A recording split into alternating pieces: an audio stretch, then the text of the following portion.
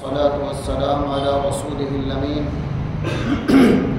وعلى آله وأصحابه أجمعين ومن دعا بدعوتهم وسار على ضربهم إلى يوم الدين. أما بعد، أعوذ بالله من الشيطان الرجيم. بسم الله الرحمن الرحيم. وما أرسلناك إلا كافة للناس بشيرا ونذيرا ولكن أكثر الناس لا يعلمون. صدق الله العظيم. بزرگان ملت، علماء کرام، نوجوانان اسلام، ذمہ داران محفل، عزیز دوستوں، بزرگ ساتھیوں، معصوم بچوں، معزز خواتین، میری دینی ماں اور دینی بہنوں، تعریف کے لائق اللہ ہی کی ذات بابرکت ہے. مالک تقدیر بھی وہی ہے، زندگیوں کا رہنما بھی وہی، حاکم مطلق ہے وہ، مختار کل ہے وہ، وحدہ لا شریک ہے وہ، باقی رہنے والا ہے وہ. درود و سلام اس کے بھیجے ہوئے تمام انبیاء اور رسولوں پر، بالخصوص آخری رسول محمد الرسول اللہ صلی اللہ علیہ وسلم پر. اللہ تبارک و تعالی نے جن پر نبوت اور رسالت کو ختم فرمایا اور قیامت تک کے لیے آپ کے بتائے ہوئے راستے پر رضامندی کی مہر لگائے. حضرات، میں نے آپ کے سامنے سورہ حامیم سجدہ کی ایک آیت کریمہ کی تلاوت کی ہے. اللہ کے رسول صلی اللہ علیہ وسلم کی ولادت اس ماہ میں ہوئی. تاریخ کا کوئی تعین طے نہیں ہے. مشہور و معروف یہی ہے کہ ربیع الاول کی 12 تاریخ کو آپ کی ولادت ہوئی، اور تحقیق کرنے والے علماء کا اتفاق ہے کہ آپ کی ولادت ربیع الاول کی 9 تاریخ کو ہوئی. بہرکیف اسلام ایک مرتبہ پھر اللہ کی زمین پر اللہ تبارک و تعالیٰ کے فیصلے کے مطابق زندہ کیا گیا. سرور کائنات صلی اللہ علیہ وسلم کے تعلق سے نئی نسل کو اور عموماً گھروں کے اندر عورتوں کو معلومات کی بڑی کمی رہتی ہے. حضور کی زندگی کیا ہے، اللہ کے رسول صلی اللہ علیہ وسلم کی زندگی کے تعلق سے آدمی خود بھی کم جانتا ہے اور گھر والے بھی اس کے کم جانتے ہیں. ایک سوال دنیا ہم سے کرتی ہے، نوجوان بھی کرتے ہیں اور بلکہ کالج کے لڑکے اور لڑکیاں بار بار کرتی ہیں. وہ سوال کا جواب اگر تلاش کر لیں تو آسان ہے. سوال یہ ہے کہ جب توریت انجیل اللہ کی کتاب ہے تو قرآن ہی کیوں ذریعہ ہدایت ہے؟ دوسرا سوال، جب حضرت ابراہیم، حضرت یعقوب، حضرت نوح، حضرت یحییٰ، حضرت زکریا، حضرت داؤد، حضرت سلیمان اور جو ہے انبیاء کی ایک لمبی فہرست ہے اور ان میں سے ہر ایک نبی ہے، اللہ نے اس کو کتابیں بھی دی ہیں، تو جب یہ نبی ہیں، برحق ہیں، ان پر ایمان لانا حق ہے، تو پھر اللہ کے رسول ہی کا راستہ کیوں؟ ان میں سے کسی کا بھی راستہ آدمی اپنا ہے. اور یہ دماغ پچھلے 40 سالوں سے امت مسلمہ کے نوجوانوں میں ٹھوسا جا رہا ہے. صرف اکیلا تمہارا دین، اکیلا تمہارا نبی، اس کے علاوہ بھی انبیاء ہیں، اس کے علاوہ بھی یہ کتابیں ہیں، تو آپ ان کو تسلیم کیوں نہیں کرتے ہیں؟ آپ ان پر عمل کیوں نہیں کرتے ہیں؟ آپ جو ہے ان پر ایمان رکھتے ہیں لیکن اس کو کہتے ہیں. اب سب گھما پھرا کر ایک آخری سوال کرتے ہیں. حضرت ابراہیم، حضرت موسیٰ، حضرت عیسیٰ جب آپ کے نبی سے 2000 سال پہلے گزرے ہیں، تو لہٰذا جن کی کتاب سب سے پرانی، جن کی شریعت سب سے پرانی، اس کو چھوڑ کر ایک نئے نبی اور محمد صلی اللہ علیہ وسلم اور ایک نئی شریعت مطہرہ پر عمل کی ضرورت کیا ہے؟ یہ سوال کھل کر کہا جا رہا ہے اور ہمارے نوجوان بچے اس سوال کی زد میں آ رہے ہیں. تو اس کا سمپل سا جواب اگر آپ معلوم کر لیں تو سب سے بڑا آسان طریقہ ہے. اللہ تعالیٰ نے حضرت انسان کو اس زمین پر اپنا جانشین بنا کر پیدا کیا اور اس کو اپنی ذات کی بنیاد پر علم حاصل کرنے کے کچھ طریقے بتائے. آنکھ علم حاصل کرنے کا ایک ذریعہ ہے، زبان، کان، لہذا چھونا، یہ سب سے انسان اپنے علم کو ڈیولپ کرتا ہے، اپنے علم کو ڈیولپ کرتا ہے۔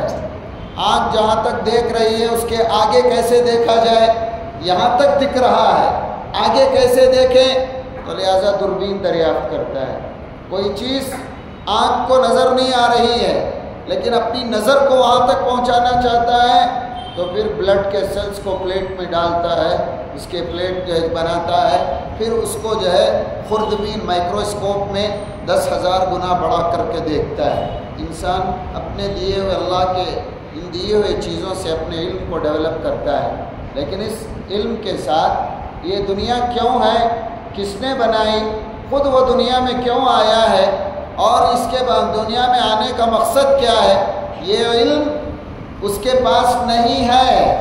یہ علم، اس کائنات کا علم، کائنات کی حقیقت کا علم، انسان کی پیدائش اور اس کے وجود کا علم اگر کہیں ہے تو وہ خالق کائنات کے پاس ہے۔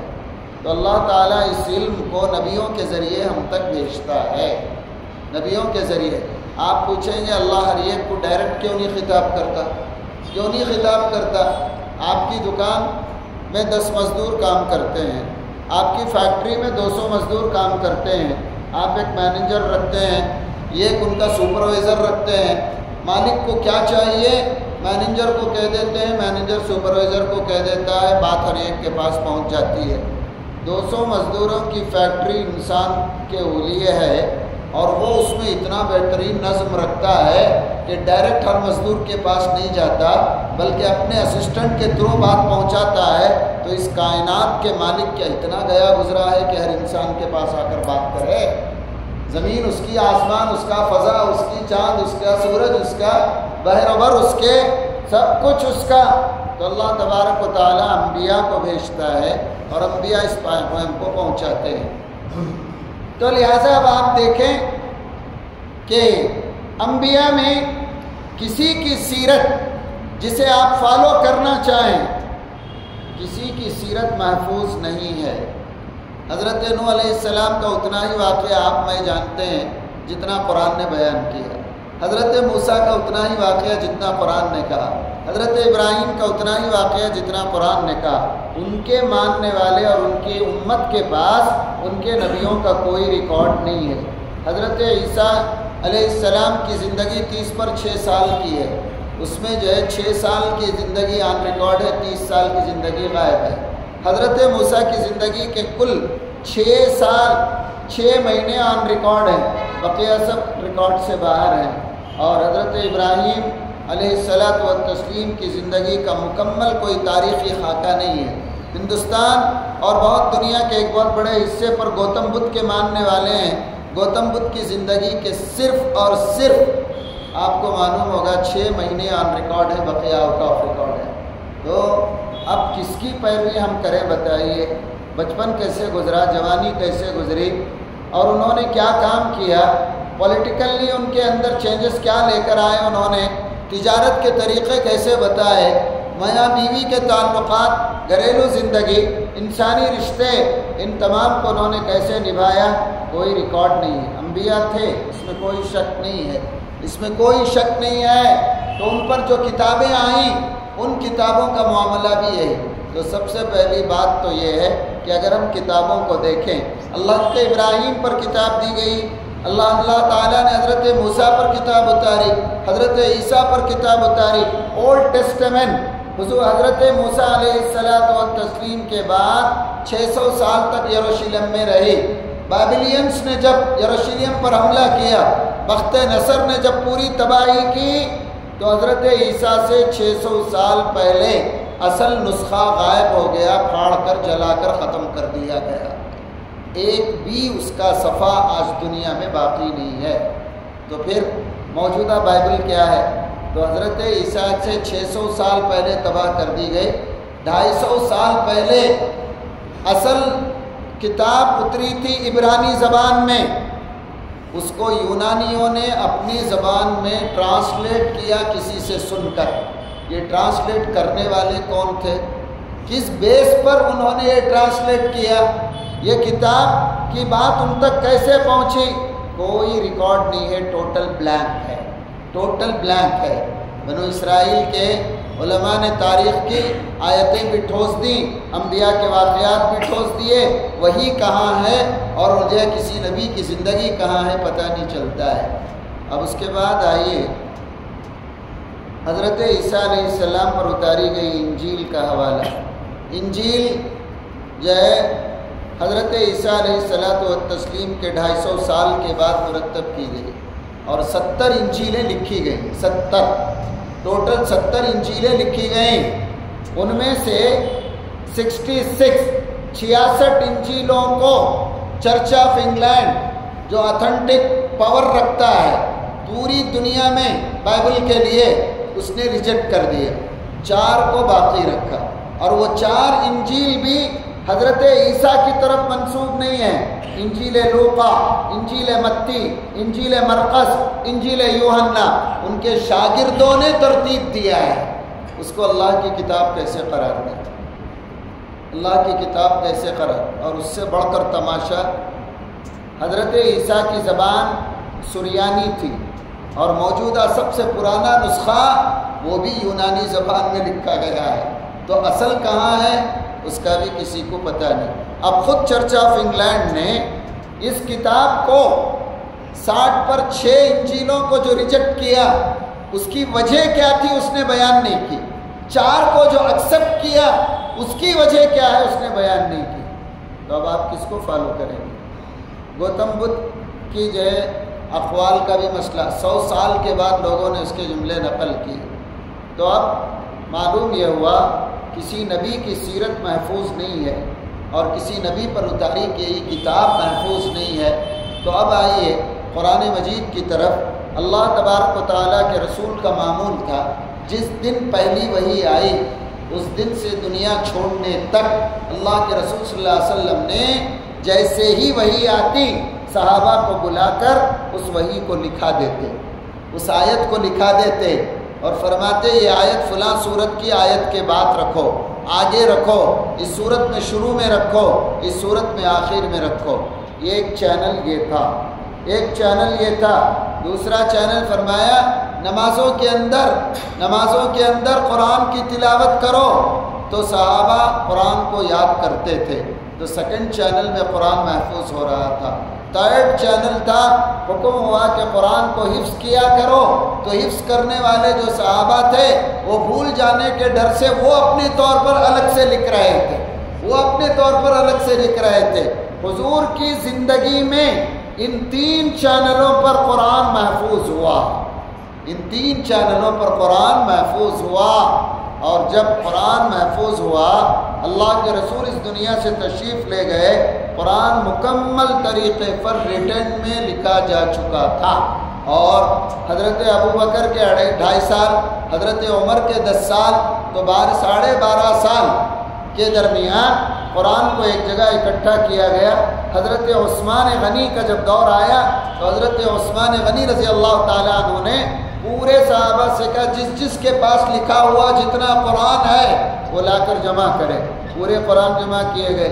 اصل نسخہ جو حضور کے پاس تھا، حضور نے جو لکھوایا تھا، وہ نسخہ آپ کی بیوی حضرت حفصہ کے پاس تھا، ام المومنین حضرت حفصہ کے پاس، جو حضرت عمر کی بیٹی تھی، وہ منگوایا گیا۔ اور اس کے بعد تقریباً 25 لاکھ کیوبک میل پر اسلامک گورنمنٹ پھیل چکی تھی۔ دنیا کے ہر شہر اور ہر سینٹر کے لیے حضرت عثمان نے قرآن کے نسخے تیار کرائے، اور تیار کرانے کے بعد اس کو اسلامی حکومت کے بڑے بڑے شہروں میں بھیجا۔ آپ کو یہ جان کر مسرت ہوگی کہ اگر حضرت عثمان کو ہی مان لیا جائے کہ انہوں نے ہی قرآن جمع کیا ہے، حالانکہ تاریخی طور پر یہ غلط ہے، حضور کے زمانے ہی میں جمع ہو چکا تھا، تو 12.5 سال میں کون سا پہاڑ ٹوٹا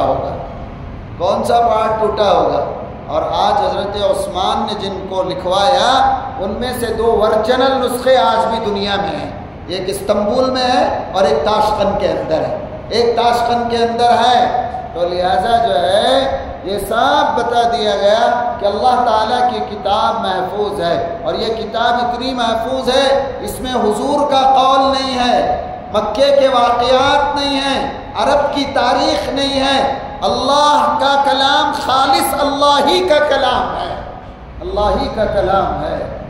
لہذا کہیں اللہ نے حضور کے بارے میں کہا تو صرف اتنی بات کہی جتنی اللہ چاہتے تھے، وہ کوئی نئی بات صحابہ نے اس میں شامل نہیں کی، تو قرآن اس طرح محفوظ ہوا۔ اب ذرا سوچیں گے آپ کہ قرآن جب اتنا محفوظ ہے، یہ تو آپ کے میرے دعوے ہیں۔ جرمن میں سیکنڈ ورلڈ وار سے پہلے ایک سوسائٹی بنائی گئی، اس سوسائٹی کے اندر یہ طے کیا گیا کہ قرآن کو تحقیق کی جائے کہ یہ اللہ کی کتاب ہے یا نہیں ہے۔ تو پوری دنیا سے حضور کے پہلی صدی سے لے کر آج تک اتنی صدیوں میں ہاتھوں سے جو قرآن لکھے گئے ہیں 40 پر 2000 نسخے جرمن نے جمع کیے، 42,000 کاپیز جو ہاتھوں سے قرآن لکھا گیا تھا، پرنٹڈ نہیں، ہاتھوں سے جو لکھا گیا۔ ہندوستان کے بھی نسخے تھے اور دنیا کے بہت نسخے تھے۔ تو فائنلی جب رپورٹ پورے کئی برسوں کی ریسرچ کے بعد ان ریسرچ کرنے والوں نے جو رپورٹ تیار کی، آج بھی وہ رپورٹ موجود ہے۔ البتہ وہ لائبریری جرمن میں سیکنڈ ورلڈ وار کے دوران جب بمباری ہوئی وہ پوری کی پوری تباہ ہو گئی، وہ پوری کی پوری لائبریری تباہ ہو گئی، لیکن رپورٹ باقی ہے۔ رپورٹ میں انہوں نے لکھا کہ 40 پر 2000 نسخوں کو ہم نے ایک ایک لائن، ایک ایک حرف اور ایک ایک پارٹ کو دیکھا، جو چیز دنیا کے جس کونے سے بھی قرآن آیا ہے اس پورے قرآن میں ایک نقطے کا بھی فرق نہیں ہے۔ یہ ان کی رپورٹ ہے، ایک آیت کا فرق نہیں ہے۔ فرق آیت کا دور کی بات، ترتیب میں فرق نہیں ہے، ترتیب میں کوئی بدلاؤ نہیں ہے۔ جو 1 پر ہے وہ 1، جو 2 پر ہے وہ 2، جو 3 پر ہے وہ 3۔ یہ رپورٹ دی آخر کار انہوں نے۔ اب آپ کو سمجھ جانا چاہیے کہ اللہ ہی کی کتاب کیوں، اللہ ہی کی کتاب کیوں؟ دنیا میں کسی اور نبی کی کتاب محفوظ نہیں ہے، ان کی قوموں نے محفوظ نہیں رکھا۔ اللہ تعالیٰ نے اپنے نبی پر جو کتاب اتاری وہ بالکل محفوظ ہے، وہ بالکل محفوظ ہے۔ قرآن اس وقت بھی تھا، آج بھی ہے اور قیامت تک رہے گا، قیامت تک رہے گا، اس میں کوئی رد و بدل نہیں۔ بیچ میں افواہیں اڑائی گئیں، شیعہ نے جو ہے 40 پارے مان رکھے ہیں، حالانکہ بیچاروں کے پاس بھی جو قرآن ہے اس میں بھی 30 ہی پارے ہیں۔ یہ ایسی اڑا دیتے ہیں لوگ ہوا، کوئی کچھ کوئی نہیں۔ اللہ تعالیٰ کا کلام 42,000 نسخوں پر ریسرچ کرنا کوئی معمولی بات نہیں ہے۔ اللہ تعالیٰ سچائی کا کام اس کے انکار کرنے والوں سے لیتا ہے۔ اس میں ایک سبق ہے کہ اگر ہم اپنے آپ کو نہیں سنبھالے، ہم نے اپنے آپ کو مسلمان ثابت نہیں کیا، اللہ ہمارا محتاج نہیں ہے، ہماری جگہ دوسروں کو لائے گا اور اس دین کا کام لے گا، اور اس دین کا کام لے گا۔ اللہ تبارک و تعالیٰ کی کتاب بس یہی اور اس کے سوا کوئی دوسری کتاب نہیں۔ اب آئیے حضور پاک صلی اللہ علیہ وسلم ہی کا طریقہ کیوں؟ تو اس کا سیدھا سا بات یہی ہے کہ دنیا میں واحد شخصیت اللہ کے رسول کی ہے۔ پہلے دن سے لے کر وفات تک آپ کی زندگی کا ایک ایک لمحہ محفوظ ہے۔ اگر میں مختصر الفاظ میں اگر آپ کو یہ بتاؤں، انڈے عیسائیوں کی دنیا کا سب سے مشہور ہسٹورین مسٹر گبن ہے۔ گبن لکھتا ہے دن کے اجالے میں جب سورج 12 بجے پوری طرح چمکے اور پوری زمین روشن ہو اور پوری طریقے سے بادل کا ٹکڑا کہیں دکھائی نہ دے، ایسی روشنی میں زمین پر ایک سوئی اگر ڈالی جائے تو جس طرح وہ کھل کر دکھے گی اس سے زیادہ محمد کی زندگی روشن ہے۔ یہ اس کے الفاظ صلی اللہ علیہ وسلم۔ تو معلوم یہ ہوا کہ اللہ کے رسول کی زندگی پوری طریقے سے اللہ تعالیٰ نے محفوظ فرمائے، اللہ نے محفوظ فرمائے۔ اور کمال یہ ہے حضور کی زندگی میں 6 صحابہ تھے جنہوں نے آپ کی زندگی کو ریکارڈ کیا۔ حضور کی وفات کے بعد 50 صحابہ ہیں جنہوں نے اپنی زندگی حضور کی زندگی کو جمع کرنے میں لگا دیا، اور 1,24,000 صحابہ ہیں جنہوں نے حضور کو جو دیکھا جیسے دیکھا ایک ایک نقل کیا، اور وہ نقل کرنے میں اصول بنایا گیا۔ اصول کیا بنایا گیا؟ جس طرح ایک چین ایک کڑی دوسری کڑی سے ملتی ہے۔ جب تم حضور کی کوئی بات کہو گے تم کو بتانا پڑے گا تم نے کس سے سنا، پھر اس کو بتانا پڑے گا وہ کس سے سنا، پھر اس کو بتانا پڑے گا وہ کس سے سنا، اور یہ چین کا لنک برابر ہونا چاہیے۔ بات وہاں تک پہنچے تو قبول ہے، نہیں پہنچے تو وہیں سے کٹ ہے، وہیں سے کٹ ہے۔ یہ اصول بنایا گیا۔ آپ دنیا کے ستارے توڑ کر لائیے، زمین سے کھود کر ہیرے نکال لیجئے، دریا کی تہ میں پہنچ کر موتی لائیے، محدثین کے پاس آ کر کہیے کہ یہ سب حضور نے استعمال کیا، 5 منٹ میں بتا دیں گے کہ وہ حضور نے کیا یا نہیں کیا، کیونکہ آپ کو بتانا پڑے گا کہ آپ کو بات کہاں سے ملی۔ تو لہٰذا جو ہے اللہ کے رسول کی ایک ایک بات، کچھ باتیں میں آپ کو بتاؤں، اللہ نے اپنے نبی کی کتنی چیزوں کو محفوظ کیا تو شاید آپ کی عقل دنگ رہ جائے گی۔ ایمان سے جن چیزوں کا تعلق نہیں، اللہ نے اپنے نبی کی ان چیزوں کو بھی محفوظ کیا۔ سرور کائنات صلی اللہ علیہ وسلم نے زندگی میں کتنے جانوروں کی سواری کی، یہ ریکارڈ پر موجود ہے۔ وہ جانور کب تک زندہ تھے اور حضور کے بعد وہ جانور کب مرے، اس کا ریکارڈ موجود ہے، اس کا ریکارڈ موجود ہے۔ تیسری چیز، حضور جب جانور پر سوار ہوئے تو کتنی مرتبہ آپ نے اپنے پیچھے کسی کو بٹھایا، اور جس کو بٹھایا اس کا ریکارڈ موجود ہے۔ حضور خود کتنی بار کسی کے پیچھے بیٹھے، سامنے کون چلا رہا تھا اس کا ریکارڈ موجود ہے۔ اللہ اکبر، اس سے بھی عجیب تعجب دیکھے سلمان صحابہ نے کیا کیا چیزیں نقل کی۔ اللہ کے رسول کی گود میں کتنے بچے لا کر دیے گئے، ان بچوں کے ماں باپ کون ہیں، کس قبیلے سے تھے، شہد چٹانے کے لیے، تو لہٰذا ان بچوں کا ریکارڈ ہے۔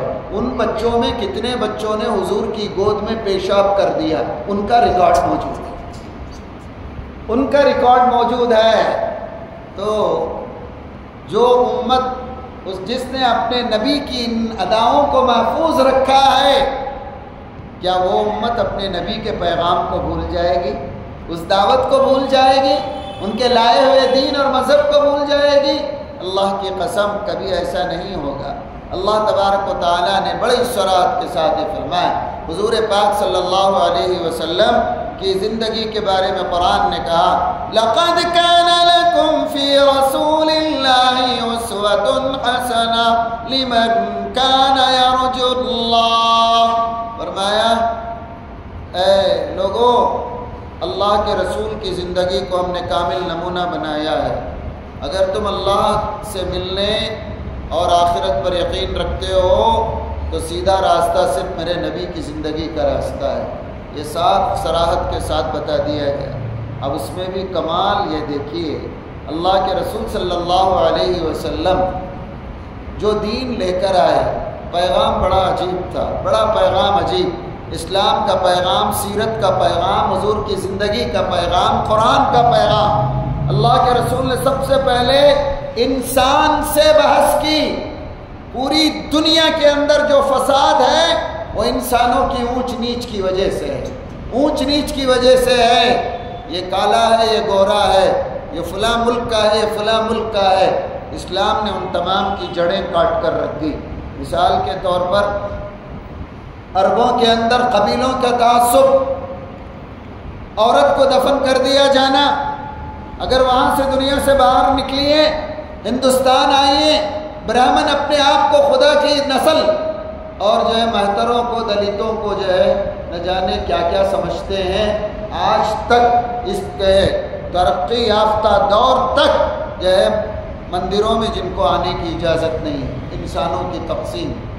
ریڈ انڈینز کو امریکہ نے تباہ کر کے رکھا، کیوں صاحب؟ اس لیے کہ وہ ہمارے مقابلے میں ان کا درجہ کم ہے۔ پھر یورپ اپنے آپ کو ڈیولپ کرنے کے لیے افریقہ سے کالوں کو 10 کروڑ کی تعداد میں جو ہے ٹرانسفر کیا، 7.5 کروڑ تو راستے میں مر گئے، 2.5 کروڑ جو ہے ویسے ہی بچے، اور جو بچ بھی گئے آج بھی ان کی حالت یورپ میں کیا ہے آپ کو بتانے کی ضرورت نہیں ہے۔ ایک اللہ کے رسول صلی اللہ علیہ وسلم نے فرمایا، تم بھلے رنگ میں، نسل میں، خاندان میں، علاقے میں، ملک میں کہیں کے بھی رہو، اگر تم اللہ کے قانون کو مانتے ہو تو تم امت کا حصہ ہو۔ یہاں رنگ کی بنیاد پر نہیں، زبان کی بنیاد پر نہیں۔ تو اسی لیے کالوں کا صدر جو تھا وہ جب حج کے لیے گیا تو اس نے حج میں میدان عرفہ کا منظر دیکھا کہ یہاں کالے بھی ہیں، گورے بھی ہیں، نیلے بھی ہیں، پیلے بھی ہیں، زبان جانتے بھی ہیں، نہیں جانتے ہیں، سب دو احرام کی چادروں میں مل رہے ہیں، بیٹھ رہے ہیں، اٹھ رہے ہیں، ایک دوسرے کے ساتھ بھائی چارگی ہے، کچرے میں بھی سو رہے ہیں، سڑکوں پہ بھی سو رہے ہیں، کسی کو کسی سے کوئی شکایت نہیں ہے۔ اس نے عرفہ کے میدان میں کھڑے ہو کر کہا انسان کی سب سے بڑی بیماری کا علاج یہی ہے جو اسلام نے بتایا ہے، اسلام نے بتایا ہے۔ اللہ کے رسول صلی اللہ علیہ وسلم نے یہ پیغام دیا اور انسان اور حضور پاک صلی اللہ علیہ وسلم نے کہا قانون الہی کے سامنے میں، میرا خاندان اور ایک عام عرب سب کے سب برابر ہیں، سب کے سب برابر ہیں۔ حضور نے وفات سے پہلے فرمایا کسی حلال یا حرام کو میری طرف منسوب نہ کرو کہ محمد صلی اللہ علیہ وسلم نے اسے حلال کیا یا محمد صلی اللہ علیہ وسلم نے اسے حرام کیا، بلکہ یہ کہو اللہ نے حلال کیا، اللہ نے حرام کیا، میں نے اسی چیز کو حلال کہا جسے اللہ نے حلال کہا، اور میں نے اسی چیز کو حرام کہا جسے اللہ نے حرام کہا۔ تو لہٰذا یہ دین اسلام ہے۔ کاش ہم اپنی نسلوں کو بتا سکتے کہ اللہ کے رسول صلی اللہ علیہ وسلم کی زندگی کا مقصد کیا تھا، قرآن کس قدر محفوظ کتاب ہے، اسلام کا پیغام کیا ہے، اور اسلام کس قدر حسین، خوبصورت، خوشنما اور کتنی خوشبودار جو ہے پھولوں سے کہیں زیادہ خوشبو رکھنے والا دین ہے۔ اللہ تبارک و تعالیٰ نے یہ بات فرمائی، تو لہٰذا جو ہے آپ کو اور ہم کو دنیا نے اپنے رنگ میں رنگنے کے لیے اور ہمیں اس پیور سونے سے دور رکھنے کے لیے دنیا کے تماشے بنائے۔ دنیا کے سامنے کہا باپ کے لیے ایک دن father day, mother day, sister day, brother day, بلکہ گناہ کرتے کرتے ویلنٹائن ڈے آیا، پھر وہ بھی گیا، پیرنٹس ڈے ہوا، اب اس سے بھی تماشا، ہر شوہر بیوی جھگڑ کر معلوم نہیں ایک دوسرے کو دن میں کتنی بار کوستے ہیں، لیکن ویڈنگ ڈے ضرور مناتے ہیں، ویڈنگ ڈے ضرور مناتے ہیں۔ اچھی بات، جو مر گیا اس کے لیے ایسٹر، یعنی ان کے لیے ایک دن۔ اللہ کے رسول جو دین لے کر آئے وہ یہ تم کو بتاتا ہے دن کا اجالا، رات کا اندھیرا، اکیلے رہو یا مجلس میں، گھر کے کمرے میں رہو یا بازار کی گہما گہمی میں، جنگلات میں رہو یا غار کی تنہائی میں، تم کہیں بھی رہو اللہ کے حکم کے تابع ہو، اللہ کے حکم کے تابع ہو۔ تو ہم کو چاکلیٹیں دے دے کر ہماری نسل کو بگاڑا اس دنیا نے۔ میلاد کا مہینہ آیا، ایک دن میلاد کر لو، حضور کا حق ادا ہو گیا، کہانی ختم ہو گئی، کہانی ختم ہو گئی۔ حضرت ابو بکر سے، حضرت عمر سے، عثمان غنی سے، حضرت علی سے، ان صحابہ سے بڑھ کر آپ اور میں محبت کریں گے حضور سے؟ اللہ کی قسم وہ انسان دوبارہ پیدا نہیں ہوں گے جنہوں نے اپنی جانیں اور سب کچھ اللہ کے رسول پر لٹا دیا۔ وہ نبی جس سے اتنی محبت صحابہ کرتے تھے، انہوں نے اپنی زندگی میں کبھی جو ہے میلاد النبی نہیں منایا۔ اس میں اور تماشے سب، جشن میلاد پہلے چلتا تھا، اب اس کے ساتھ ایک لفظ اور بڑھا دیے ہیں، عید میلاد النبی۔ اللہ کے رسول مکے سے مدینہ آئے، آ کر فرمایا اللہ نے تم کو دو عیدیں دی ہیں، عید الفطر اور عید الاضحیٰ۔ ہم بولتے ہیں حضور تو دو دیے، ہم یہ کنڈیشنل کر لیں تو کیا ہوگا؟ حضور کی ہی نام پر عید میلاد النبی۔ تماشا دیکھیے، اس دنیا سے گناہ مٹانے کے لیے جو نبی آیا، شرک مٹانے کے لیے جو آیا، بدعات اور خرافات مٹانے کے لیے جو آیا، اس نبی کے نام پر ہم شرک کے دروازے کھولیں، بدعات کے دروازے کھولیں، خرافات کے دروازے کھولیں۔ ذرا تصور کر کے دیکھیے۔ تو اللہ تبارک و تعالیٰ نے قرآن کو بھی محفوظ رکھا اور اپنے نبی کی زندگی کو بھی محفوظ رکھا، اور کوئی چیز ریکارڈ سے باہر نہیں ہے۔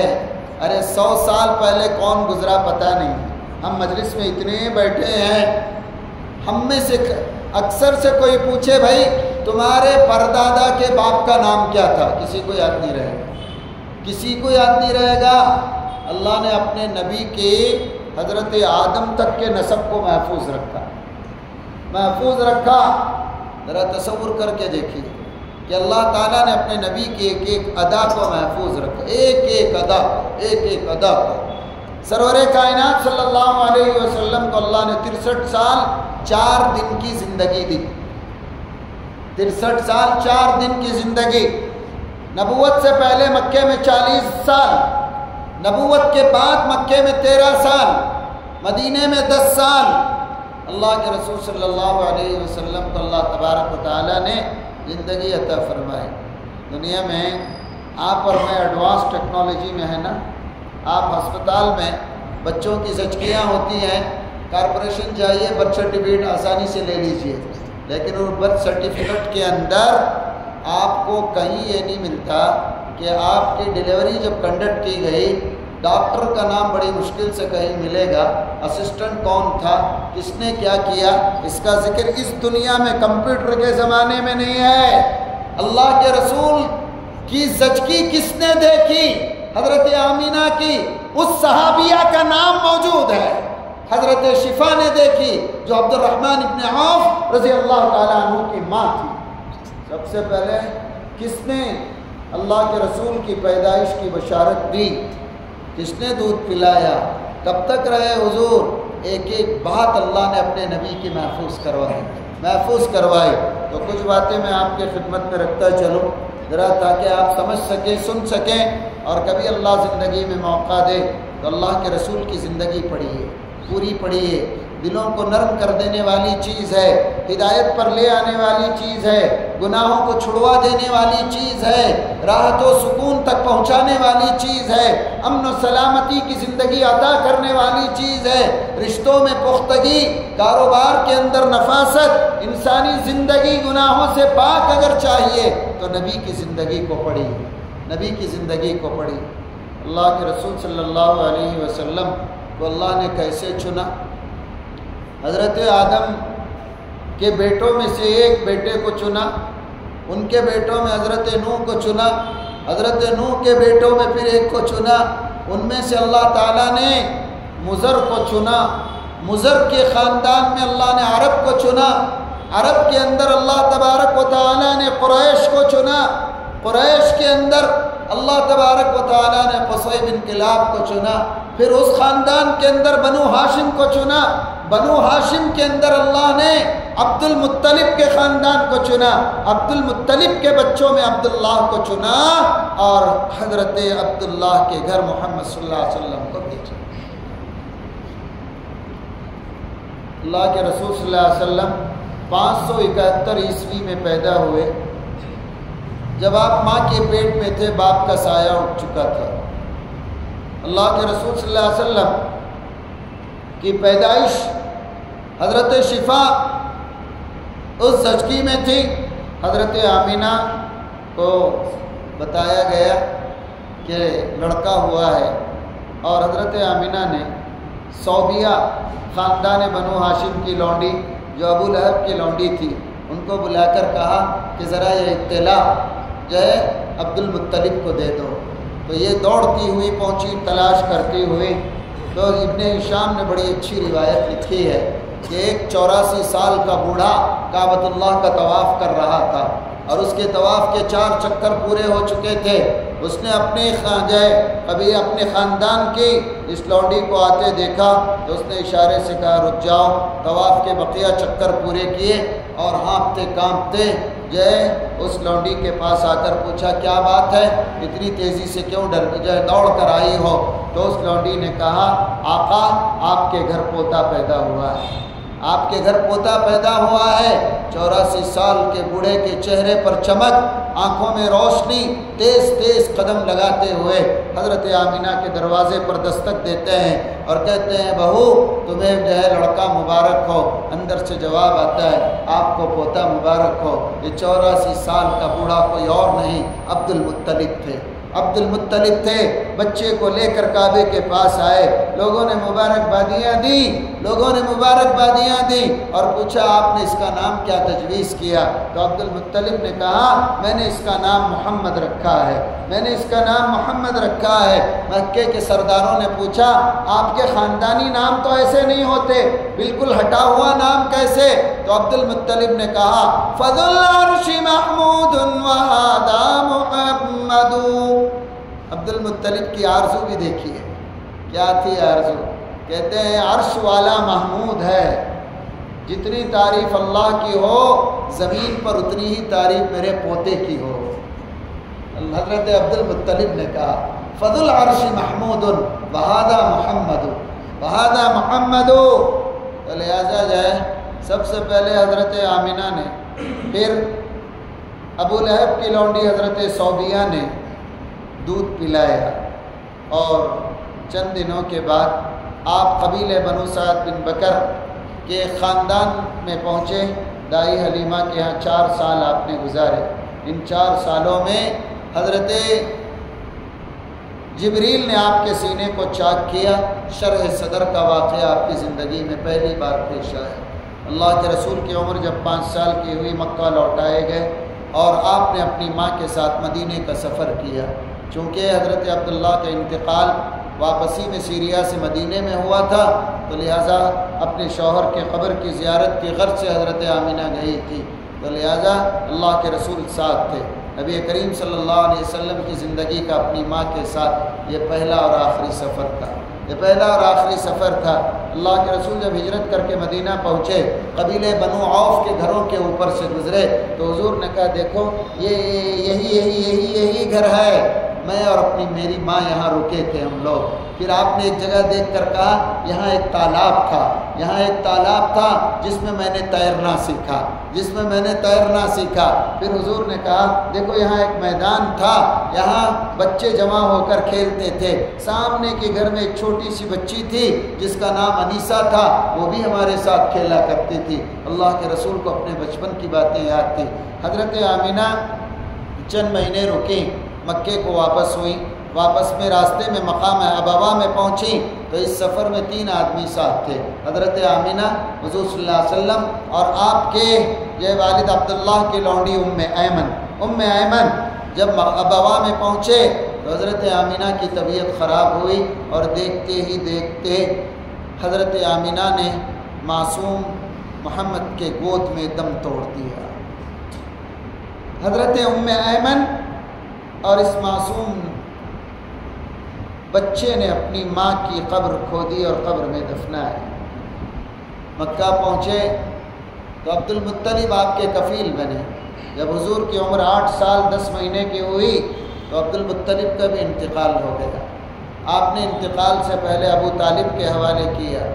حضرت ابو طالب بڑی قدر کرتے، بڑی محبت کرتے، ایک تو بھتیجا اور اس پر یتیم اور کوئی سرپرست نہیں، تو لہٰذا عبد طالب تجارت کے لیے سیریا جانا چاہے تو حضرت رسول کریم صلی اللہ علیہ وسلم کو ساتھ لیا۔ آپ نے اپنی زندگی میں پہلا تجارتی سفر 11 سال کی عمر میں فرمایا۔ سفر ادھورا چھوڑ کر آنا پڑا، چونکہ سفر کے راستے میں ایک یہودی عالم سے جو ہے حضور پاک صلی اللہ علیہ وسلم کی ملاقات ہوئی۔ حضور بچے تھے۔ ابو طالب سے اس یہودی عالم نے پوچھا یہ کون ہے؟ تو کہا کہ یہ میرا بھتیجا ہے، یتیم ہے، میں ہی اس کا کفیل ہوں۔ تو اس یہودی نے بڑے غور سے دیکھنے کے بعد کہا میرا ایک مشورہ یہ ہے کہ آپ یہاں سے واپس مکہ چلے جائیں، واپس مکہ چلے جائیں۔ تو ابو طالب نے کہا میری تجارت رہ جائے گی۔ کہا کہ تم کو اپنے بھتیجے سے محبت ہے یا نہیں ہے؟ کہا کہ ہاں ہے۔ تو کہا ابو طالب میں اگلی کتابوں کا علم رکھتا ہوں، اس بچے کے چہرے کو دیکھ کر میرا علم کہتا ہے کہ آخری رسول کی جتنی نشانیاں ہماری کتابوں میں ہیں وہ سب اس بچے کے چہرے میں ہیں۔ روایتوں میں آتا ہے کہ حضرت ابو طالب نے سفر ترک کیا اور حضور کو لے کر آ گئے۔ اللہ کے رسول کی عمر جب 16 سال کی ہوئی تو مکے میں ایک ویلفیئر سوسائٹی بنائی گئی جس کو حلف الفضول کہا جاتا ہے۔ اللہ کے رضا بڑے اچھے کاموں کے لیے بنائی گئی تھی۔ کسی کا حق نہیں مانیں گے، مسافر کو نہیں لوٹیں گے، ناجائز کوئی چیز قبضہ نہیں کریں گے۔ اللہ کے رسول اس کے ممبر بنے۔ آپ نبی بننے کے بعد حضور سے کسی نے پوچھا اگر ایسی انجمن اب بنائی جائے اور آپ کو بلایا جائے تو کیا آپ آئیں گے؟ تو اللہ کے رسول نے کہا سب سے پہلے میں آؤں گا۔ تو معلوم یہ ہوا انسان اور انسانیت کی فلاح اور بہبودگی کے لیے اللہ کے رسول سے بڑا کوئی مسیحا نہیں ہے، کوئی مسیحا نہیں ہے۔ اللہ کے رسول صلی اللہ علیہ وسلم کی عمر جب 20 سال کی ہوئی آپ پورے مکہ مکرمہ میں امین اور صادق کے نام سے مشہور ہو چکے تھے، اور آپ نے اپنی تجارت شروع کی۔ 21 سال کی عمر میں مکے کی ایک مالدار خاتون جو بڑی تاجرہ تھیں، اس کو معلوم ہوا تو اس نے اللہ کے رسول صلی اللہ علیہ وسلم کو تجارت میں شریک کر لیا۔ یہ حضرت خدیجہ الکبریٰ تھی۔ 21 سال کی عمر میں اللہ کے رسول بحیثیت ورکنگ پارٹنر حضرت خدیجہ کے مال کو لے کر تجارت فرمائے، اور غلام میسرہ جو حضرت خدیجہ کا غلام تھا وہ گواہی دیتا ہے کہ اے مالکن، میں نے بہت تاجروں کو دیکھا لیکن یہ نوجوان کا مسئلہ الگ ہے، لوگ مال کے عیب کو چھپا کر بیچتے ہیں، محمد بتا کر بیچتے ہیں، لوگ زبان سے پھر جاتے ہیں اور یہ نوجوان زبان کا لحاظ رکھتا ہے اور وعدہ کبھی توڑتا نہیں ہے۔ اور سب سے بڑھ کر ایک عجیب بات میں نے دیکھی۔ حضرت خدیجہ نے پوچھا کیا بات دیکھی؟ کہا کہ مالکن، جب بھی دن کے اجالے میں سخت دھوپ میں ہم چلتے ہیں، سارا قافلہ چلتا ہے، اکیلا ایک بادل کا ٹکڑا اس نوجوان کو سایہ کر کے چلتا ہے۔ اللہ کے رسول صلی اللہ علیہ وسلم نے اپنی خالہ خولہ بنت حکیم کے ذریعے 25 سال کی عمر میں نکاح کی نسبت بھیجی، حضور نے قبول کیا، اس طرح آپ کا نکاح حضرت خدیجہ سے ہوا۔ اس کے بعد آپ حضرت خدیجہ کے مال سے برابر تجارت میں رہے۔ 30 سال کی عمر میں آپ کو بت پرستوں سے بڑی نفرت ہو گئی، اور 5 آدمی ایسے تھے مکے میں جنہوں نے حضور کے نبی بننے سے پہلے بت پرستی چھوڑ دی تھی، حق کی تلاش میں تھے لیکن راستہ معلوم نہیں تھا۔ عثمان بن الحویرث، ورقہ بن نوفل، زید بن ورقہ اور قس بن ساعدہ، یہ 5 صحابہ تھے، یہ 5 آدمی تھے جنہوں نے بت پرستی چھوڑ دی۔ ان میں سے صرف ایک حضرت قس بن ساعدہ نے حضور سے ملاقات کی، اور وہ بھی بہت دن تک زندہ نہ رہے۔ نبی کریم صلی اللہ علیہ وسلم کی عمر جب 35 کی ہوئی، کعبے میں آگ لگی، کعبہ ٹوٹا اور مکے والوں نے اس کو بنانے کا فیصلہ کیا۔ حجر اسود کا معاملہ آیا تو اللہ کے رسول پر نظر پڑی اور آپ نے تعمیر کعبہ میں حصہ بھی لیا اور کعبۃ اللہ کے اندر لگنے والے آخری پتھر حجر اسود کے جھگڑے کو چکایا۔ حضور صلی اللہ علیہ وسلم کی عمر جب 38 کی ہوئی، آپ زیادہ تر وقت غار حرا میں گزارنے لگے۔ جب آپ کی عمر 39 سال کی ہوئی تو آپ جو کچھ آپ رات کو خوابوں میں دیکھتے دن میں ہو بہو پیش آتا۔ اللہ کے رسول خود نبی بننے کے بعد فرماتے ہیں، غار حرا کے راستے میں میں اس درخت اور اس پتھر کو جانتا ہوں جو میری نبوت سے پہلے مجھے سلام کیا کرتا تھا۔ اللہ کے رسول صلی اللہ علیہ وسلم غار حرا میں تھے، عمر 40 سال کی تھی۔ اچانک حضرت جبریل اپنی اصلی شکل میں آئے اور اللہ کے رسول سے فرمایا، اقرأ یا محمد، پڑھو اے محمد۔ اللہ کے رسول نے 2-3 مرتبہ انکار کے بعد اللہ کے اس فرشتے نے آپ پر قرآن کی پہلی وحی نازل فرمائی، اقرأ باسم ربک الذی خلق۔ اے محمد صلی اللہ علیہ وسلم، اپنے پاک پروردگار کے نام سے پڑھو جس نے ہر چیز کو پیدا کیا۔ سورہ علق کی ابتدائی 7 آیتیں نازل ہوئی۔ اللہ کے رسول گھر لوٹے، حضرت خدیجہ نے پوچھا آپ کچھ پریشان ہیں؟ تو اللہ کے رسول نے کہا، خشیت نفسی، مجھے میری جان کا ڈر لگا ہوا ہے، میں نے یہ منظر دیکھا، اچانک میرے اوپر یہ بات پیش آئی، میں نے ایک عجیب مخلوق دیکھی، مجھے ڈر ہے کہ کہیں میری جان کو کوئی خطرہ نہ ہو۔ اس وقت حضرت خدیجہ نے جو جملے فرمائے حیرت ناک جملے ہیں، حضرت خدیجہ نے کہا، واللہ اللہ کی قسم اللہ آپ کو ضائع نہیں کرے گا، انت تحمل الکل وتصل الرحم وتکسب المعدوم وتعین علی نوائب الحق وتکرم الضیوف۔ اے اللہ کے رسول، آپ جیسے کو اللہ کیا ضائع کر دے گا؟ آپ رشتوں کو جوڑتے ہیں، ناداروں کے لیے کماتے ہیں، یتیموں کے سر پر دست شفقت رکھتے ہیں، حقداروں کو ان کا حق دلاتے ہیں اور مہمانوں کا احترام کرتے ہیں۔ یہ حضرت خدیجہ کی گواہی تھی۔ یہاں ایک چھوٹا واقعہ بیان کر دو۔ آپ نے انگریزی ترجمہ قرآن کا پکتال کا دیکھا ہوگا، محمد یوسف پکتال، پہلے عیسائی تھے پھر اسلام قبول کیا۔ وہ کہتے ہیں، میں نے قرآن پڑھا، میں مسلمان نہیں ہوا، میں نے صورتوں کی تفسیر پڑھی، میں مسلمان نہیں ہوا، میں نے اسلامی تاریخ پڑھی، میں مسلمان نہیں ہوا، میں حضور کی سیرت پڑھا۔ میں جب اس واقعے پر پہنچا، حضرت خدیجہ حضور کے بارے میں کہتے ہیں کہ آپ کی یہ صفات ہیں، تو پکتال لکھتے ہیں دنیا میں انسان کی فطرت کو اس کے پیدا کرنے والے کے بعد اس کے ماں باپ بھی نہیں جانتے ہیں کہ ان کی اولاد کی فطرت کیا ہے۔ اگر انسان کی فطرت کو کوئی جانتا ہے تو اس کی بیوی جانتی ہے۔ اور جب حضرت خدیجہ کہتے ہیں حضور کے اخلاق اتنے بلند ہیں، یقیناً وہ سچے نبی ہیں، اور میں نے کلمہ پڑھ لیا۔ اور پھر انہوں نے قرآن کا انگریزی ٹرانسلیٹ کیا۔ آج پوری دنیا میں ان کا جو ترجمہ ہے وہ سب سے اسٹینڈرڈ مانا جاتا ہے، محمد یوسف پکتا۔ اللہ کے رسول صلی اللہ علیہ وسلم پر یہ پہلی وحی۔ بچوں میں حضرت علی، عورتوں میں حضرت خدیجہ، بڑوں میں حضرت ابوبکر، غلاموں میں بلال حبشی، زید بن حارثہ، خباب بن ارد، باہر سے آنے والوں میں ابو ذر غفاری، ان لوگوں نے اسلام قبول کیا۔ 3 سال تک چھپ کر دعوت ہوتی رہی، 40 لوگ مسلمان ہوئے۔ جب ایک جماعت بن گئی تو پھر آپ نے کعبے میں توحید کا اعلان فرمایا، توحید کا اعلان فرمایا۔ نبوت کے 4 سال سے ظلم و ستم کی داستانیں شروع ہوئی۔ نبوت کے 5ویں سال صحابہ کی ایک جماعت نے ایتھوپیا کی طرف ہجرت فرمائی۔ جب نبوت کا 6واں سال ہوا تو حضرت حمزہ اور حضرت عمر نے اسلام قبول کیا، اور نبوت کا جب 7واں سال ہوا اہل مکہ نے اللہ کے رسول مسلمان اور حضور کے پورے خاندان کا سوشل بائیکاٹ کیا، اور 3 سال تک مکے سے نکال کر باہر کی آبادی میں بھیج دیا۔ ابو طالب کی گھاٹی میں 3 سال تک مسلمان اور اللہ کے رسول تکلیف میں رہے۔ نبوت کا جب 10واں سال ہوا آپ کو سوشل بائیکاٹ سے نجات ملی۔ اللہ کے رسول صلی اللہ علیہ وسلم نبوت کے 10ویں سال مکے کی ایک وادی میں بیٹھے ہوئے تھے۔ جبریل آئے، آ کر کہا یا رسول اللہ آپ کی بیوی خدیجہ آپ کے لیے کھانا لے کر آ رہی ہیں، کھانے میں روٹی ہے، یہ سالن ہے، اور اس میں یہ چیزیں ہیں۔ تو جب وہ آئیں تو ان کو 2 پیغام بھیج دیجئے۔ عرش کے مالک نے انہیں 2 پیغام دیے ہیں۔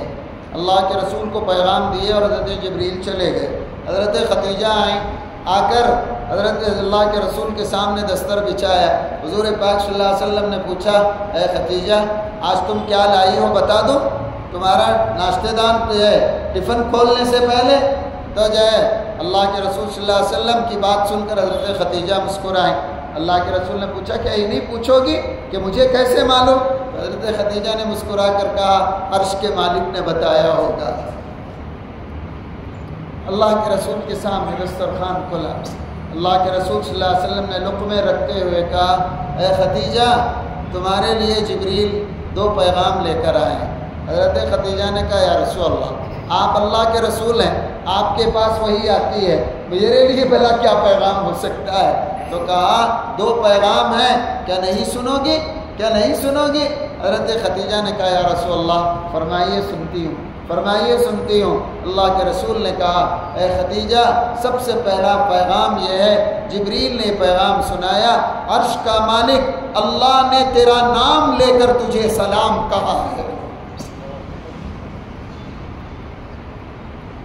اور دوسرا یہ ہے کہ جنت میں اس نے تیرے لیے ایک محل بنایا ہے، جنت میں اس نے تیرے لیے ایک محل بنایا ہے جس کی دیواریں مشک عنبر اور زعفران کی مٹی گون کر بنائی گئی ہیں، ہیرے جواہرات اور موتیوں سے جوڑ کر رکھا گیا ہے۔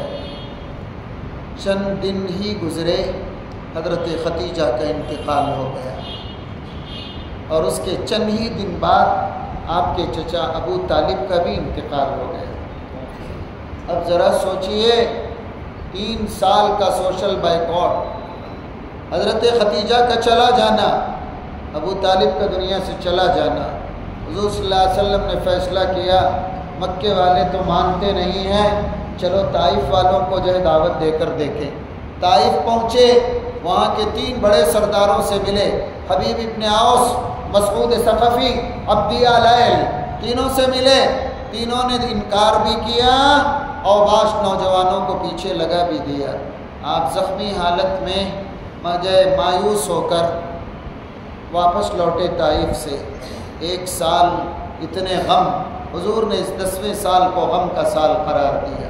نبوت کے 10ویں سال کو آپ اپنی پھوپھی ام ہانی کے مکان میں سو رہے تھے، جبریل امین نے آ کر جگا کر کہا یا رسول اللہ آپ کو آسمانوں پر بلا رہے ہیں۔ معراج نصیب ہوئی، معراج نبوت کے 10ویں سال، اور نبوت کے 10ویں سال حضرت ابوبکر کے مشورے سے حج کو آئے ہوئے لوگوں کو اسلام کی دعوت دی، اور 6 مدینے والوں نے اسلام قبول کیا، 6 لوگوں نے اسلام قبول کیا، جس میں اسد بن زرارہ اور ابو الحیثم بن تیہان اور مالک بن عجلان، عوف بن مالک، یہ صحابہ تھے جو سب سے پہلے اہل مدینہ نے اسلام قبول کیا۔ اور نبوت کے 11ویں سال اور نبوت کے 12ویں سال ایک بڑی تعداد نے اسلام قبول کیا، اور صحابہ کرام مکے سے مدینے کی طرف گئے۔ اللہ کے رسول پر جب نبوت کا 13واں سال شروع ہوا تو اللہ کے رسول نے مدینہ منورہ کی طرف ہجرت فرمائی، اور جب آپ مدینہ منورہ پہنچے تو 16 دن تک آپ نے قباء کے علاقے میں قیام فرمایا، اور اصل آبادی مدینے کی دور تھی، قباء اوپری حصہ تھا، لہذا وہاں آپ نے مسجد قباء کی بنیاد رکھی، مسجد قباء کی بنیاد رکھی۔ اللہ کے رسول صلی اللہ علیہ وسلم نے 10 سال مدینہ منورہ میں گزارے۔ مدینہ منورہ میں آپ نے ایک اسلامی ریاست کو قائم فرمایا، اللہ کے احکام نافذ کیے گئے، وہاں بسنے والوں کے ساتھ معاہدے ہوئے۔ یہود کے 3 قبیلے بستے تھے، بنو قریظہ، بنو قینقاع اور بنو نذیر، ان تینوں سے آپ نے صلح نامے لکھے اور اہل مدینہ سے صلح نامے لکھے۔ 10 سال اللہ کے رسول نے وہاں گزارے، اور چیدہ واقعات میں، اور ہجرت کے بعد اللہ کے رسول صلی اللہ علیہ وسلم نے 5 ہجری میں صلح حدیبیہ، اور صلح حدیبیہ سے لوٹ کر ہجرت کے 6 سال پوری دنیا کے امپائرز کو آپ نے اسلام کی دعوت دی۔ نبوت کے 8ویں سال مکے کو فتح کر لیا گیا۔ نبوت کا 9واں سال یا ہجرت کا 9واں سال اللہ کے رسول نے حضرت ابو بکر کو امیر الحج بنا کر بھیجا، اور ہجرت کے 10ویں سال آپ نے خود حج فرمایا، اور آپ کے ساتھ حج کرنے والے 1,24,000 صحابہ تھے، 1,24,000 صحابہ۔ اس کعبے میں جو بت تھے وہ ہٹا دیے گئے، جہاں پر جان کی دھمکیاں دی جاتی تھیں، اللہ نے اپنے کلمے کو مضبوط کر کے ثابت کیا۔ اللہ کے رسول نے صفا کے دامن میں کھڑے ہو کر کہا لا الہ الا اللہ وحدہ، اللہ کے سوا کوئی معبود نہیں، صدق وعدہ، اپنے وعدے کو اس نے سچ کر دکھایا، وَأَعَزَّ جُنْدَ، اس اکیلے رب نے تمام لشکروں کے مقابلے اپنے لشکر کو عزت دی، وَهَزَمَ الْأَحْزَابَ وَحْدَهُ، پورے فوجوں کو اکیلے میرے رب نے جو شکست دے دی۔ اور اللہ کے رسول صلی اللہ علیہ وسلم حج سے واپس ہوئے، چند دن تھے، اور پھر آپ نے اس دنیا کو چھوڑا۔ چھوڑنے سے پہلے اللہ کے رسول صلی اللہ علیہ وسلم کی وفات کے 16 دن کیسے گزرے، ایک لمبی داستان ہے، اور ایک لمحہ ہے، اور ایک واقعہ ہے۔ اللہ کے رسول صلی اللہ علیہ وسلم نے زندگی کے ہر معاملے میں انقلاب برپا کیا۔ 23 سال کے اندر اللہ کے رسول نے زندگی کے ہر شعبے میں انقلاب برپا کیا، سیاست میں، تجارت میں، زراعت میں، معاشرت کے اندر، تمام چیزوں میں اللہ کے رسول کی زندگی کو نمونہ قرار دیا گیا۔ بازاروں میں حضور نکلتے اور تجارت کے انداز کو دیکھتے، غلط لگتی کوئی بات تو اصلاح فرماتے۔ ایک دن آپ گئے، ایک صحابی گیہوں کا ڈھیر ڈال کر بیچ رہے تھے، حضور صلی اللہ علیہ وسلم نے اس گیہوں کے ڈھیر میں ہاتھ اندر گھسایا تو پتہ چلا کہ اندر مال گیلا ہے، اوپر سوکھا ہے، اوپر سوکھا ہے۔ حضور نے پوچھا ایسا کیوں؟ تو انہوں نے کہا یا رسول اللہ کل بارش ہوئی تھی، اور بارش کا پانی ہے، صبح کی دھوپ میں مال تھوڑا سوکھا ہے، اندر گیلا ہے۔ اللہ کے رسول نے کہا اندر کا مال باہر کرو تاکہ خریدار کو دھوکہ نہ ہو، اللہ کے رسول کی خدمت میں ایک صحابی نے آ کر کہا یا رسول اللہ میں بڑا بھولا بھالا آدمی ہوں، کہیں بھی جا کے کچھ خریدتا ہوں دکاندار ٹوپی پہنا دیتا ہے، کوئی نہ کوئی دکاندار ٹوپی پہنا دیتا ہے، بڑی مشکل ہوتی ہے، کیا کرو؟ اللہ کے رسول صلی اللہ علیہ وسلم نے کہا ایک کام کرو، جب کسی سے بزنس کرو کہنا لا خدا، کوئی دھوکہ نہیں، اس مسئلے میں اللہ گواہ ہے۔ اب اس کے بعد وہ دھوکہ دے گا تو وہ اپنے انجام کو دیکھے گا، وہ اپنے انجام کو دیکھے گا۔ پھر اللہ کے رسول صلی اللہ علیہ وسلم دیکھتے بازاروں کے اندر ایک گروپ کھڑا ہوا تھا، بروکرز کا گروپ کھڑا ہوا تھا۔ حضور صلی اللہ علیہ وسلم کو دیکھ کر سلام کیا، حضور نے جواب دیا، حضور نے پوچھا بھائی کیسے چل رہا ہے؟ کہاں ٹھیک چل رہا ہے۔ تو اللہ کے رسول نے کہا سبھی لوگ تو صدقہ کرتے ہیں، تم ذرا ایکسٹرا کر لیا کرو۔ تو انہوں نے کہا یا رسول اللہ سبھی جتنا کرتے ہیں اتنا کریں گے، ایکسٹرا ہم کیا کریں؟ حضور نے مسکرا کر کہا جھوٹ بھی تو ذرا زیادہ ہی بولتے ہو۔ اللہ کے رسول نے ایک بات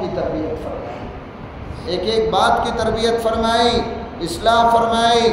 اللہ کے رسول صلی اللہ علیہ وسلم نے ایک صحابیہ بچے کو آواز دے رہی تھی دوڑ کر آؤ، اگر آ جاؤ گے تو یہ جو مٹھی میں ہے وہ تم کو دے دوں گی۔ تو جب بچہ قریب آیا تو مٹھی کھولی، اس میں کھجور تھے اور وہ کھجور اس نے بچے کو دے دی۔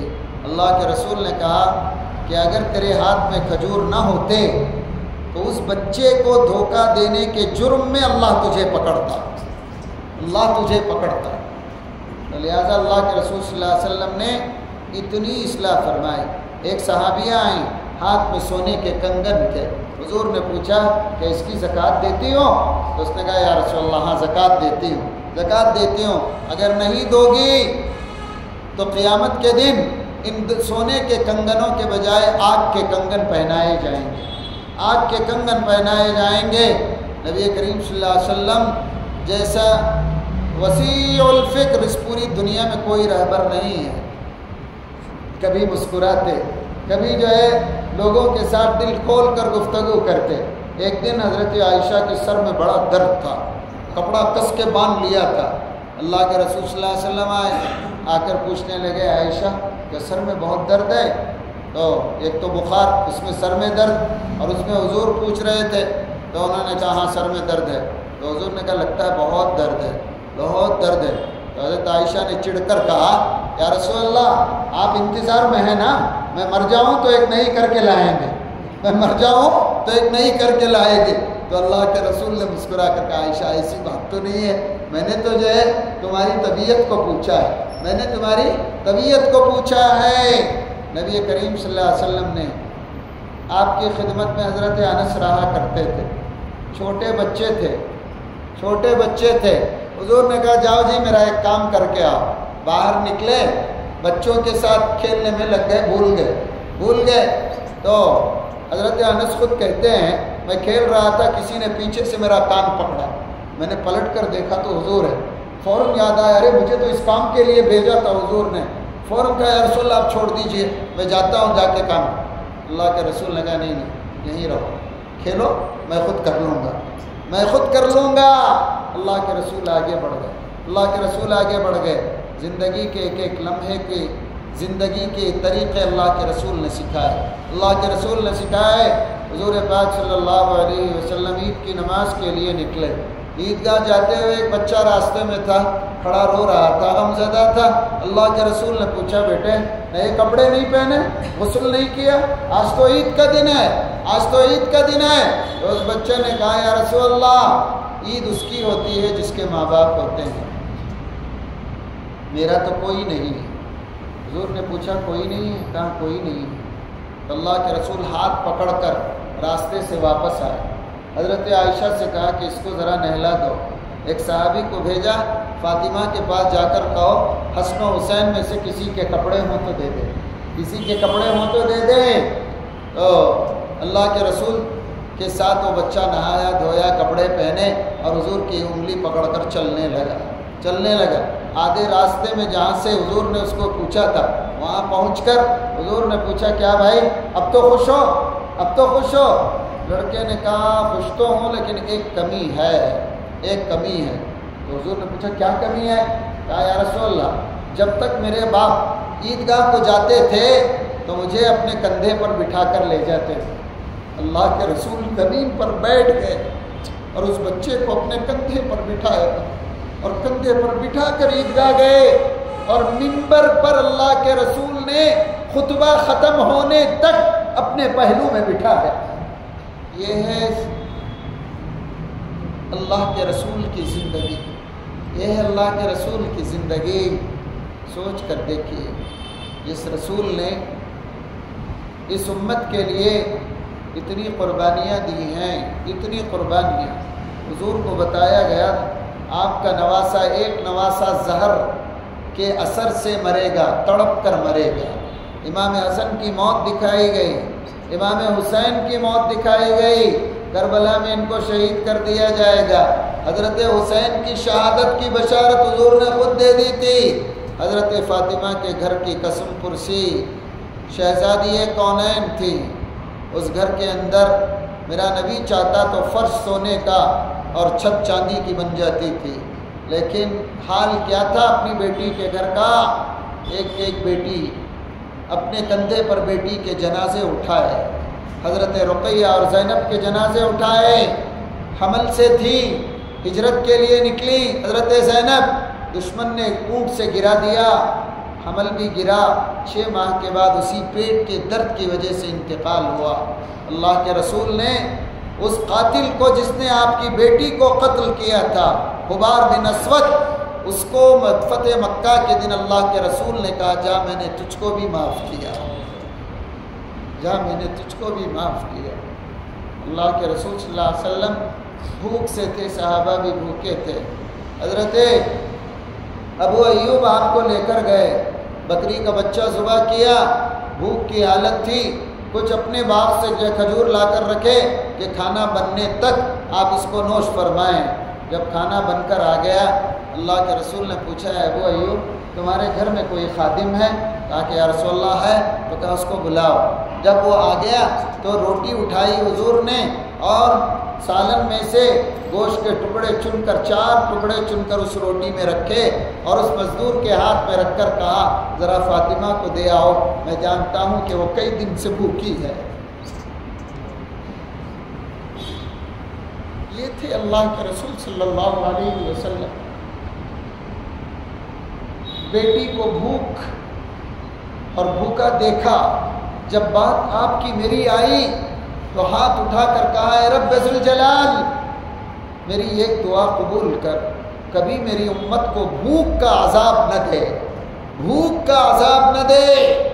آج آپ اور میں جو نعمتیں کھاتے ہیں ہماری ڈگری، تعلیم، بزنس، محنت کا نتیجہ نہیں، میرے نبی کی دعا کا صدقہ ہے، میرے نبی کی دعا کا صدقہ ہے۔ اللہ کے رسول صلی اللہ علیہ وسلم کی زندگی کا ایک لمحہ محفوظ ہے، قرآن محفوظ ہے۔ لہذا اب ان اندھیروں میں بھٹکنے کے بجائے زندگی میں اللہ کے رسول کی اطاعت اور سنتوں کی روشنی لائیے، بحیثیت باپ، بحیثیت اولاد، بحیثیت شوہر، بحیثیت بیوی، دین پر چلنے کا عزم کیجیے اور قیامت تک کے لیے اپنی نسلوں کو دین پر رکھنے اور رہنے کے لیے دعائیں کرتے رہیے۔ اللہ تبارک و تعالیٰ نے یہ مقام، یہ مرتبہ آپ کو اور مجھے عطا کیا کہ اس محبوب نبی کی امت میں اللہ تعالیٰ نے ہم کو پیدا فرمایا، اللہ تعالیٰ نے ہم کو پیدا فرمایا۔ اور اچھی طرح یاد رکھیے، عورت اور عورت کی ترقی، عورت کا اعزاز، عورت کا اکرام آج موجودہ جو دنیا نے دیا وہ نہیں ہے، وہ نہیں ہے۔ شمع محفل بنا کر رکھ دیا، بازار میں بکنے والی چیز بنا دیا، دونوں کے حقوق ہیں یہ کہہ کر اس کی عزتیں اور حیا کی چادروں کو تار تار کر دیا۔ جو گھر کی ملکہ تھی اسے بازاروں میں خرید و فروخت کے لیے لا کر کھڑا کر دیا۔ جو ایک خاندان کی عزت تھی اس کے احترام کی چادر کو اس کے سر سے دنیا نے ہٹا کر رکھ دیا۔ اور میری ماؤں، آپ اپنے آپ کو کبھی انڈر اسٹیمیٹ نہ کیجیے۔ قدرت نے آپ کو وہ مقام دیا جس کے بارے میں آپ کبھی نہیں سوچ سکتے۔ سب سے پہلے حضور نبی بن کر جب مکے میں واپس آئے تو جن آنکھوں نے آپ کو نبوت کے تاج کے ساتھ دیکھا وہ کوئی مرد نہیں، حضرت خدیجہ کی آنکھیں تھیں، حضرت خدیجہ کی آنکھیں تھی. یہ عزت یہ احترام عورت کو حاصل ہے. حضرت سمیہ راہ حق میں شہید کیے جانے والی پہلی عورت ہیں. دشمنوں نے، مکے والوں نے 2 ٹانگوں میں 2 اونٹ کو 2 طرف کھڑا کر رسیاں باندھ کر 2 اونٹوں کے پیروں میں باندھ کر اپوزٹ سائڈ بھگایا. حضرت سمیہ کے جسم کے 2 ٹکڑے ہوئے. پہلے جس نے شمع نبوت پر اپنے جان کا تحفہ دیا اور شمع نبوت کو خون کا تحفہ دیا وہ حضرت سمیہ تھی. یہ عزت عورت کو اللہ تبارک و تعالیٰ نے عطا کیا. اللہ نے کیا مقام دیا. حضرت خدیجۃ الکبریٰ نے وہ کیا جو تاریخ میں شاید کوئی مرد بھی نہیں کر سکتا. اللہ کے رسول ایک دن واپس آئے. آنے کے بعد حضرت خدیجہ نے دیکھا کہ آپ ذرا غمزدہ ہیں. حضرت خدیجہ نے پوچھا یا رسول اللہ کیوں غمزدہ ہیں؟ فرمایا 2 قبیلے مکے کے باہر آ کر بسے ہیں، بھوک سے بے حال ہیں، پانی نہیں ہے، ان کے بچے بھوک سے مر رہے ہیں. میرے پاس کچھ نہیں ہے، ہوتا تو ان کی مدد کرتا. حضرت خدیجہ نے کہا یا رسول اللہ اگر آپ میرا ایک مشورہ مانیں. تو کہا کیا مشورہ؟ مکے میں جو بڑے بڑے لوگ ہیں آپ ان کو جا کر بلا کر لائیے کہ یہ میں نے ان کو بلایا ہے. ابو جہل کو، ابو لہب کو، ولید بن مغیرہ کو، عتبہ بن ربیعہ کو، اخنس بن شریح کو، نضر بن حارث کو، عقبہ ابن ابی معیط کو. جب اللہ کے رسول ان سب کو بلا کر لائے تو حضرت خدیجہ نے اپنے گھر کے صحن میں سونے کی اشرفیوں کا ڈھگار لگا دیا تھا. حضور صلی اللہ علیہ وسلم کو بلا کر اس ڈھگار کے پیچھے کھڑا کیا. روایتوں میں آتا ہے حضور کا قد چھپ گیا. اتنی دولت تھی حضرت خدیجہ کے پاس. مکے والوں سے پوچھا آ گئے سردار سب؟ کہا کہ ہاں سردار آ گئے. تو کہا آج تم سب گواہ رہو، میں اللہ کو گواہ بنا کر میں نے یہ سارا مال محمد کے حوالے کر دیا. اللہ اکبر. یہ قربانی کسی مرد نے نہیں عورت نے دی تھی. آپ کا مقام کتنا اونچا ہے ذرا سوچئے. حضرت عائشہ کے بارے میں حضور نے کہا میری عائشہ تو آدھا دین ہے. اللہ کے رسول کی قرات کسی صحابی سے ملتی تھی یا جلتی تھی معلوم نہیں، لیکن ام سلمہ کی قرات حضور کی قرات کے بالکل قریب تھی. اور اللہ کے رسول صلی اللہ علیہ وسلم کے زمانے کے قرآن کا نسخہ ابو بکر و عمر و عثمان و علی کے پاس نہیں، آپ کی بیوی حضرت حفصہ کے پاس تھا. یہ مقام، یہ مرتبہ، یہ عزت، کتنا اونچا درجہ اللہ کے رسول صلی اللہ علیہ وسلم نے اس عورت کو دیا ہے. آپ یہ چھوڑ کر 2 روپے کی صابن کی ٹکیا بھی مارکیٹ میں یورپ کی اس وقت تک نہیں بکتی جب تک کہ عورت کو ننگا نہ کر کے دکھایا جائے. رشتے ہٹا دیے گئے، عزتوں کی چادر چھین لی گئی، گھروں میں حیا کا چراغ بجھا دیا گیا، اولاد نفرت کا شکار بن کر رہ گئی، گھر اور بازار میں فرق نہ رہا، رشتوں میں احترام نہ رہا، اور وقار کی بات تو کہیں کی چلی گئی. دیکھیے اسلام ایک واحد راستہ ہے ہماری عزت کا، ہمارے احترام کا، ہمارے مقام کا اور ہمارے مرتبے کا. اللہ کے رسول صلی اللہ علیہ وسلم کے طریقے کو اپنائیے. یہی امن کا راستہ ہے، سلامتی کا راستہ ہے، کامیابی کا راستہ ہے، فلاح اور نجات کا راستہ ہے، فلاح اور نجات کا راستہ ہے. اللہ کے رسول صلی اللہ علیہ وسلم کی زندگی کو پڑھیے اور پڑھتے رہیے اور اس سے بھرپور فائدہ اٹھائیے، اور زندگی میں اطاعت اور فرما برداری اللہ کے رسول کی کیجیے اور سنتوں کو اپنائیے. انہی چند باتوں کے بعد میں اپنی بات کو ختم کرتا ہوں. وآخر دعوانا ان الحمد للہ رب العالمین.